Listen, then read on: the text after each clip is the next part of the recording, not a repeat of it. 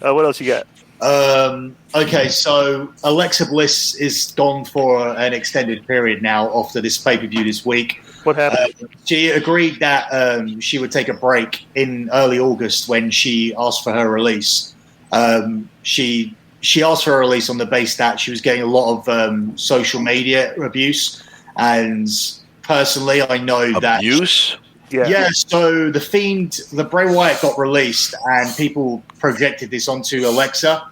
At which point, I think she went to the company and just said, like, just let me go. She's financially comfortable. Her fiance is financially comfortable.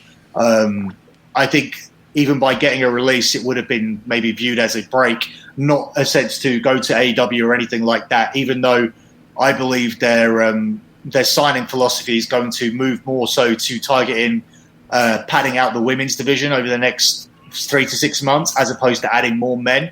And Alexa would be a fit, but that wasn't anything to do with the reason. It's not to like do more wrestling or to wrestle elsewhere or doing anything like that. She was just run down, and she was just like mentally exhausted. So she's been written off TV now, which she requested in August. Isn't this bizarre? That like this generation, Conan, like this generation of wrestlers, okay, and it's like bro, we just come from a different era. It's like, could you imagine like you do work? You're one of the bookers, and one of the guys is coming to you and saying, hey, one of the girls is coming to you and saying she's getting online abuse. You have to give her some time off. Well, here's my question. My thing would be like, wait a second, why don't you take the time off from the social media and stay at work? Would be the more logical way to navigate your way through this.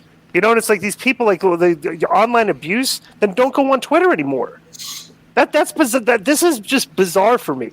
I think the issue also lies with the very top story that we did in terms of the doll and everything wasn't over in terms of where WWE felt like we have all this thing. They pushed it. They pushed it enough, you know.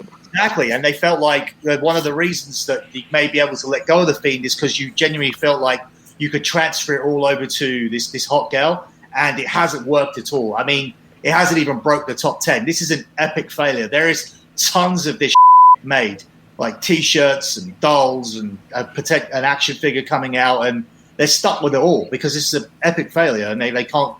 Who's going to buy girl? What wrestling fans are going to buy girl dolls? It's not no girl. I mean, maybe girl fans, but there's not a lot of little girl fans that like you're marketing that to. The only markets for that character are little girls and pedophiles. You know, seriously, Mike Durbin owns every Alexa Bliss action figure. Di, does he really? Let me ask you a question. Is that true, Joe? That's a true story. Yeah, Joe owns every CM Punk figure. It's true. So let me ask you a question. When you were in SmackDown, did you see anybody with Lily dolls? Absolutely not. No, right. Not one person.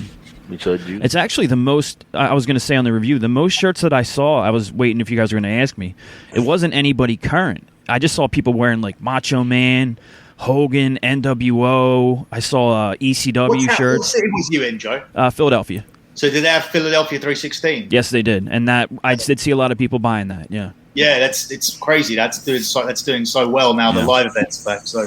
But no, I didn't see any Lily dolls.